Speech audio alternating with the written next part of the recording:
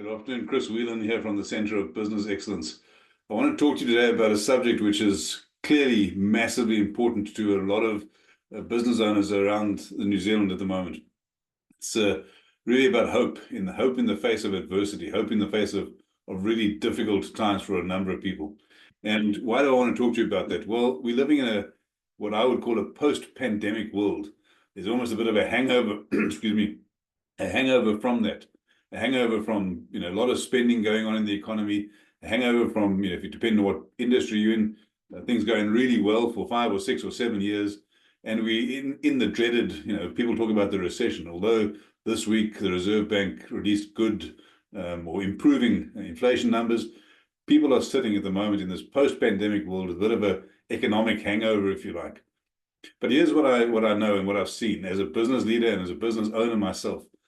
We've been here before, and the role of hope in setting a different path for us is massively, massively important. Now, where did this come from for me in the last couple of weeks? We're talking to a few business owners, and in one in particular, in fact, probably 2 or 3, but one in particular, their leads were down, their conversion rate is down, their average dollar sale, the number of transactions in their business, pretty stagnant. All the things that we have to measure to be able to see where we're going to go to in the future and how we need to get there.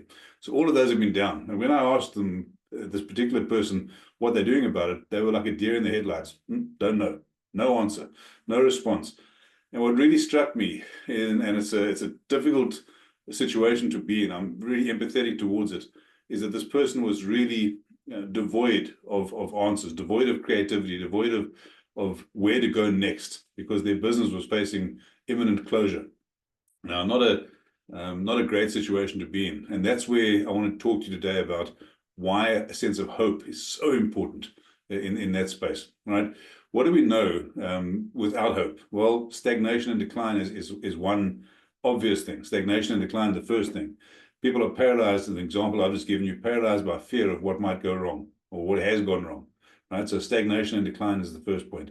The second point is, from an employee perspective, if that's the owner's situation, then poor morale and poor productivity in the organization is absolutely going to feed itself and get worse and worse and worse.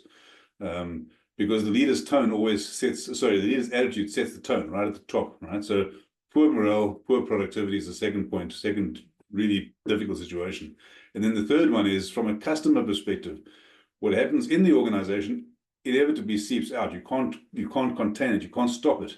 And customers then pick up on that instability. They pick up on the deer in the headlights syndrome, and they lose trust in the organization's ability to actually meet their needs, right? So you've got almost a trifecta there of bad things happening when there's a lack of hope because the person is stuck in the situation of fear. However, excuse me, and I want to say this, there are ways out of it. There's 5 areas I want to cover right now that'll make a huge difference when you do have hope and when you do see things in a much more positive light. Firstly, innovation and adaptation, right? Hope enables innovation and adaptation. How would you do that? What would you do if you wanted to innovate and you wanted to bring adaptation? Well, encourage brainstorming, encourage welcoming new ideas. It's very difficult to do, of course, if the person's fearful and that person doesn't have hope. But if you do have hope, innovation and adaptation is the first thing that big tick next to it. The second thing is, you'll be able to build resilience.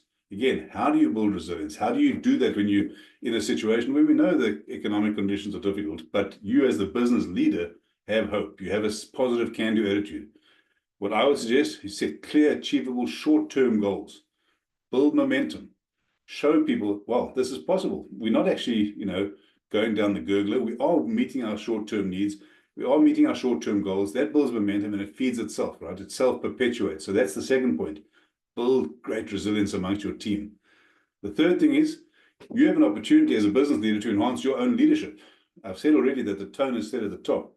So clear, transparent, consistent, empathetic communication between yourself and your team, between yourself and your suppliers, between yourself and your customers, absolutely puts the leadership space right up top, and it gives you the opportunity to actually lead through the crisis. The fourth thing is, that allows you as well to attract and retain great talent.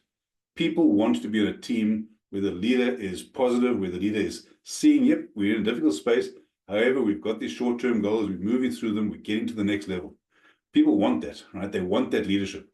And by doing that, by having that sense of hope, by portraying that positive vision, you attract and you retain great talent. So creating a supportive work environment, creating opportunities for personal development for your team, for yourself, for others around you, massively important. And then the fifth area, all of that translates to boost customer confidence in your business, in yourself as a leader, in yourself as a business person. Massively, massively important.